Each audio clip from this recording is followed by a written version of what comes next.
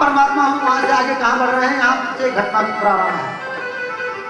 पंचवटी की तरफ जा रहे हैं। 5 पेड़ एक लाइन में लगे हुए हैं। इनकी भी एक कथा है, विश्राम सागर में बहुत बड़ी, रामायण में तो विस्तार नहीं है। वो 5 पेड़ जो एक लाइन में लगे हैं, वहां जाकर के रामचंद्र निवास किए हैं। क्यों? कुछ घटना बनाने के लिए उस जगह पर जाना पड़ता है। और उस पंचवटी पे जाकर के मेरे राघव जैसे निवास किए हैं और रात भर जैसे ठहरे हैं। और ठहरने के बाद प्रातः काल उठे और उसी समय रावण की एक बहन जिसका नाम था शूर्पणखा, वो उस जंगल में विचरण करते हुए आई। वो भगवान राम और लक्ष्मण जी को देखती है तो उनके ऊपर बड़ी ही प्रसन्न होती हुई मोहित होती है। देखो कुछ दिन वहां पर जब निवास किए हैं तो एक दिन गई, आती तो रोज थी लेकिन ये घटना नहीं घटती थी। मेरे राघव ने एक दिवस आई। पंचवटी सो गई बारा, एक बार गई। देख विकल भई जुगल कुमारा, उन बच्चों को देख करके जुगल विकल हो गई कि कैसे उनको प्राप्त हो। फिर अंत में उनके निकट गई, पराई पुरुष के निकट। पराई स्त्री को ज्यादा नहीं जाना चाहिए, ये गई कि तुम सम पुरुष न मोह सम नारी, असंयोग विद रचा विचारी। मैं बहुत दिन से सोच रही थी कि अपना विवाह करूं, लेकिन मेरे मन का कोई बंदा मिला नहीं। आप मिले हो, थोड़ा सा मेरे मन को भा गए हो, ज्यादा नहीं बताइए। तो इसलिए मन में आ गया कि मैं आपके साथ विवाह कर लूं। यहाँ पर शूर्पणखा झूठ बोली। इसका विवाह पहले हो चुका था विद्युत जिह्वा के साथ। कुछ कारणवश रावण ने विद्युत जिह्वा को मरवा दिया था, तो ये वैसी हो गई थी। शादी हुई और फिर नहीं पति रह गया तो कैसे हुई। इधर भगवान राम का विवाह हो गया है, लेकिन जब ये झूठ बोली तो यहाँ राम जी भी झूठ बोलते हैं कि मैं विवाहित हूँ और हमारे लक्ष्मण जी अविवाहित हैं, इनसे आप पूछ लो। विवाह तो लक्ष्मण जी का भी हुआ है, लेकिन जब ये झूठ बोल रही तो इनको झूठ बोलने में कोई पाप नहीं है। अगर आपसे कोई झूठ बोल रहा हो तो आप भी झूठ बोल सकते हो, बिल्कुल शास्त्र कह रहा है, पाप नहीं लगेगा। तुम सम पुरुष न मोह सम नारी, असंयोग विद रचा विचारी। ये बहुत बढ़िया है कि जब इन्होंने उनके पास भेजा, लक्ष्मण जी ने कहा मैं सेवक हूँ। सेवक के पास कभी सुख नहीं मिलता। सबसे सेवक धर्म कठोरा, सेवक का धर्म बड़ा कठोर होता, बड़ा कड़ा होता भाई। सेवा सबसे नहीं हो पाती है। जो बंदा सेवा करता है ना, उसकी हर तरह से परीक्षा ली जाती है। हर परीक्षा में सफल होना बड़ा मुश्किल हो जाता है। इधर इस प्रकार जो है सारी वार्तालाप हुआ। फिर इसने अपना उग्र स्वरूप दिखाया। बोली अगर हमारा कहना नहीं मानती तो अभी जयराम जी की इनकी करके सीता जी की वजह से हमारी शादी नहीं कर रही हो, इनको निपटा दूं, फिर तो मजबूरी से आपको करना पड़ेगा। बीच में अड़चन जो पड़ी हुई है इसको नष्ट करें।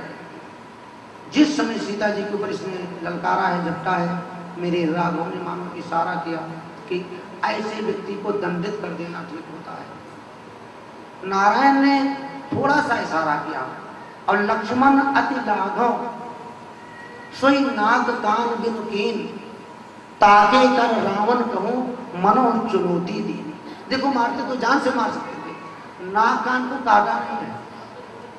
वहां कोई किसी व्यक्ति को अंगहीन करने नहीं आया। नाक पे और कान पे चोट इसलिए पहुंचाई गई है, कहते क्या तुम्हारी नाक चली गई, क्या तुम्हारा कान चला गया। कान देखो, सीधे कान में गंगा जी का वास होता है और बाएं कान में यमुना जी का वास होता है। हर व्यक्ति साधु महात्मा चंदन लगाते, 13 स्थान पर चंदन लगता है। देखते हो कान में भी लगाए घूमते हैं लोग।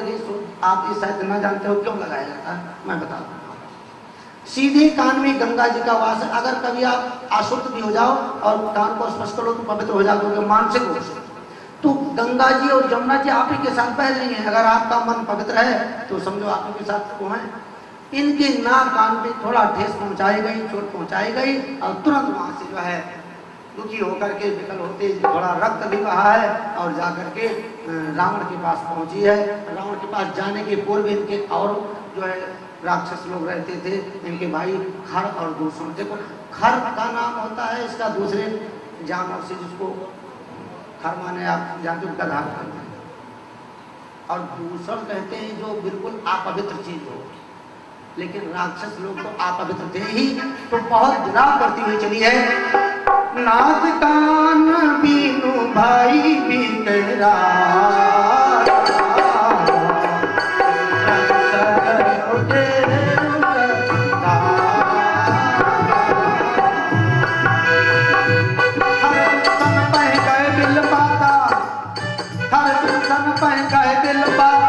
तो परमात्मा की कृपा जब हो जाती है तो 1 मिनट के अंदर क्या हो जाए कुछ नहीं पता। तो इनको संहार करके आज मेरे राघव ने फिर इनकी धुआं देखा, हाहाकार देखा, वो नाक कटाए हुए फिर वहां से भगी। अशुभ व्यक्ति जो घर में रहता तो अशुभ ही कराता है। ये कौन थी? शूर्पणखा। इसकी कथा, इसका पूर्व चरित्र राम कथा में मैं आपको वैसे नहीं सुनाना चाहता हूँ, हम ज्यादा राम कथा कहना चाहते हैं। देखो 5-6 दिन में आपको बालकांड की कथा सुनाया हूँ। ये मंगल कथा है, आपके घर में मंगल होता रहेगा, शुभ होता रहेगा। अयोध्या कांड में इनके जीवन की बहुत कथाएं हैं, लेकिन राम कथा ज्यादा, रावण कथा कम। ये कथावाचक को ध्यान रखना चाहिए। राम की कथा भी आप सुनते आए हो, रावण की कथा संक्षेपित किया जाएगा, लेकिन जो उसका मूल है उसका दर्शन कराते चलेंगे अवश्य। इधर शूर्पणखा, देखो ज्यादा बड़े नाखून नहीं रखना चाहिए। कहते चौथे दिन ने कटवावे नख 20। ढाल में कहावत है कि अगर जैसे पुरुष तो शीश का बाल न कटाए, नाखून न काटे, उनके द्वारा दिया हुआ दान पुण्य का फल कम हो जाता है। कुछ लोग नाखून बड़ा रखने का एक फैशन भी मानते हैं, कई घरों में देखा। जिसका नाखून बिल्कुल दोनों तरफ से पहना नोकीला हो, सूर्प के आकार का नाखून, उसको शूर्पणखा कहते हैं। इसलिए ये कथा सुन करके माताएं बहने, कोई अगर आपकी सहेली ज्यादा बड़ा रखी हो तो छोटा करा दोगी तो आपको राम कथा का ज्यादा फल मिलेगा। अब बुरा मत मानना, कई लोग फैशन में भी रख लेते हैं ना। जब जाती है शूर्पणखा रावण के पास में, रावण से सारी बात बताया।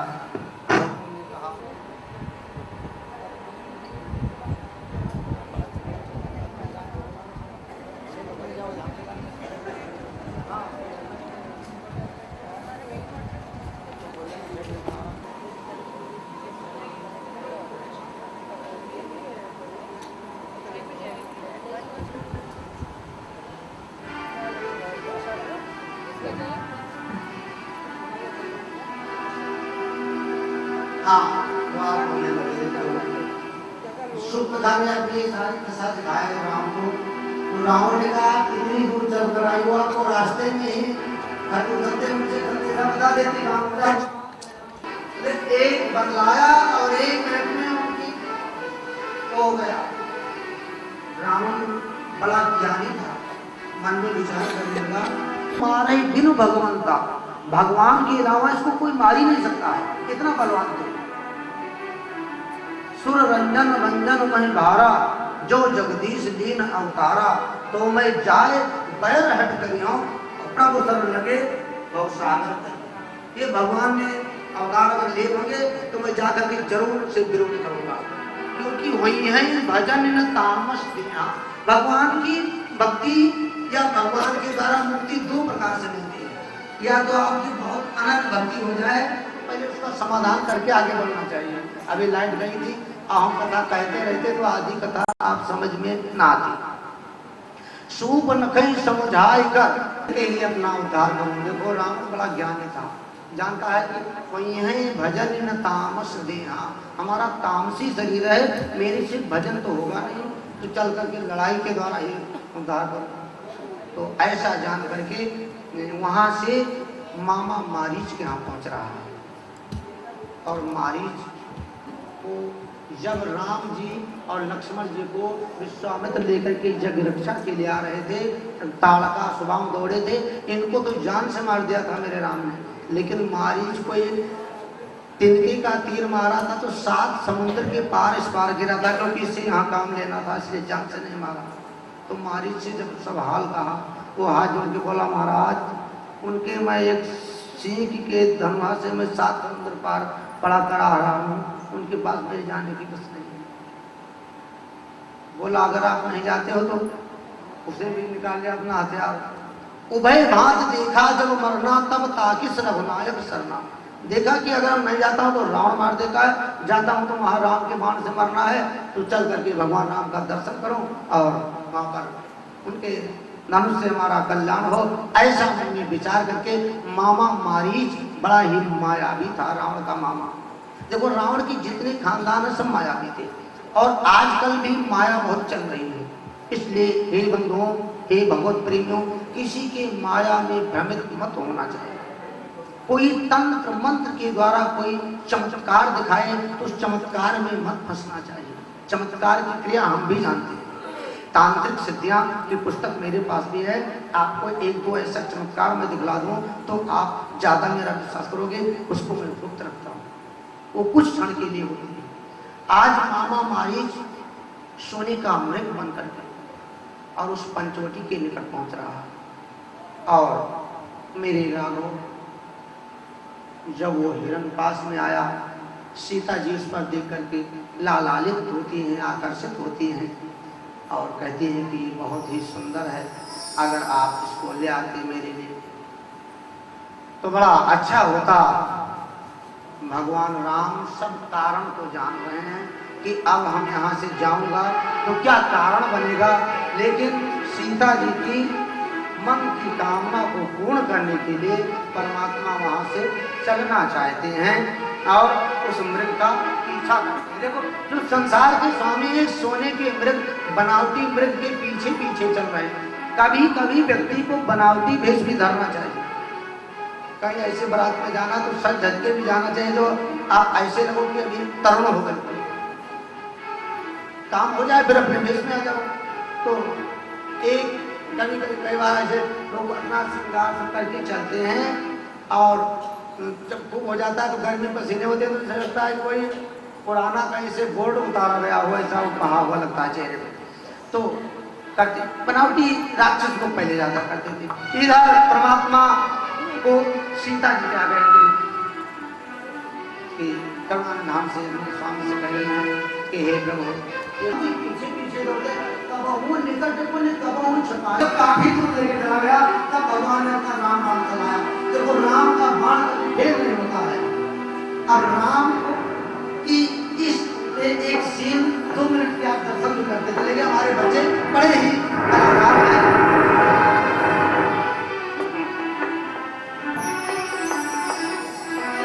श्यावर रामचंद्र की राम जी निकल गए हैं और लक्ष्मण जी सीता जी की रक्षा करते हैं, और दशकंधर उस बीच में कैसे आता है। देखो किसी की वस्तु की चोरी करना हो तो बड़ा ही बुद्धि लगाना पड़ता है। और वहां से यहाँ पर मृग को राम जी बाण मारते हैं और वो चिल्लाता है, हाय लक्ष्मण, हाय सीते, बचाओ बचाओ बचाओ। भैया लक्ष्मण, तुम्हारे प्रभु पुकार रहे हैं, जल्दी जाओ, कोई संकट में है। नहीं माता, मेरे भाई श्री रामचंद्र कभी कोई संकट में नहीं पड़ सकते। नहीं भैया, तुम्हें जाना होगा, आज वो जरूर किसी न किसी परेशानी में पड़े हैं, जब भी इस तरह रोते बिलखते हुए पुकार रहे हैं। प्लीज लक्ष्मण, जाओ जाओ जाओ। लक्ष्मण कर प्रथम ले नामा, पीछे सुग्रीव मन मोह रामा। देखो लक्ष्मण का भी नाम लिया और राम का भी नाम लिया कि पक्का विश्वास हो जाए कि राम जी संकट में है। माता, मैं जा तो जरूर रहा हूँ, लेकिन मेरी द्वारा खींची हुई लक्ष्मण रेखा को आप कृपया पार मत करना, क्योंकि जंगल में बहुत से राक्षस घूमते रहते हैं जो कि आपको हानि पहुंचा सकते हैं। इसलिए माता, मैं आपसे अनुरोध करता हूँ, कृपया इस रेखा से बाहर मत जाइएगा, मत जाइएगा। मैं अभी जा रहा हूँ, जब तक मैं या श्री रामचंद्र जी वापस ना आए, कृपया आप रेखा से बाहर ना आए। देखो एक बात यहाँ पर सुन रहा है, थोड़ा सा बता दूं, आप सुन लेते हैं, कथा भी गिराती है, बड़ी आपत्ति हो सकती है। शेषा अवतार लक्ष्मण जी ने कहा इस रेखा से बाहर मत जाओ, लेकिन बनावटी व्यक्ति के आने से उसके द्वारा अपना धर्म की रक्षा करने के लिए हम मर्यादा को लांघ गए तो कहाँ पहुंच गए। जबकि ये सीता को मैं आपको बता दूं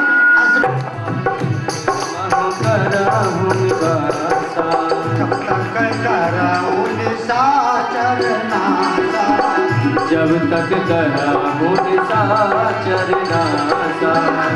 संहार करना चाहता हूँ, तुम अग्नि में चली जाओ, अग्निदेव प्रकट हुए सीता जी को अगर आप इसको ले आते मेरे लिए तो बड़ा अच्छा होता। भगवान राम सब कारण तो जान रहे हैं कि अब हम यहाँ से जाऊंगा तो क्या कारण बनेगा, लेकिन सीता जी की मन की कामना को पूर्ण करने के लिए परमात्मा वहाँ से चलना चाहते हैं और उस मृग का पीछा करते हैं। देखो जो संसार के स्वामी एक सोने के मृग, बनावटी मृग के पीछे पीछे चल रहे हैं। कभी कभी व्यक्ति को बनावटी भेष भी धरना चाहिए। कहीं ऐसे बारात में जाना तो सच ढक के भी जाना चाहिए जो आप ऐसे लगो कि अभी तरुण होकर काम हो जाए, फिर अपने भेष में आ जाओ। तो एक कई बार ऐसे लोग अपना श्रृंगार करके चलते हैं और जब खूब हो जाता है तो घर में पसीने होते हैं तो लगता है कोई पुराना कहीं से बोर्ड उतारा गया हो, ऐसा कहा हुआ लगता है चेहरे में। तो करते बनावटी राक्षस को पहले ज्यादा करते थे। इधर परमात्मा को सीता जी आ गए कि करुणा नाम से स्वामी से कहे कि हे प्रभु पीछे पीछे निकल के जब काफी दूर लेके चला गया तब भगवान ने अपना नाम बाण चलाया। देखो राम का बाण भेद नहीं होता है। अब राम की इस एक सीन 2 मिनट की आप दर्शन भी करते चलेंगे, हमारे बच्चे बड़े ही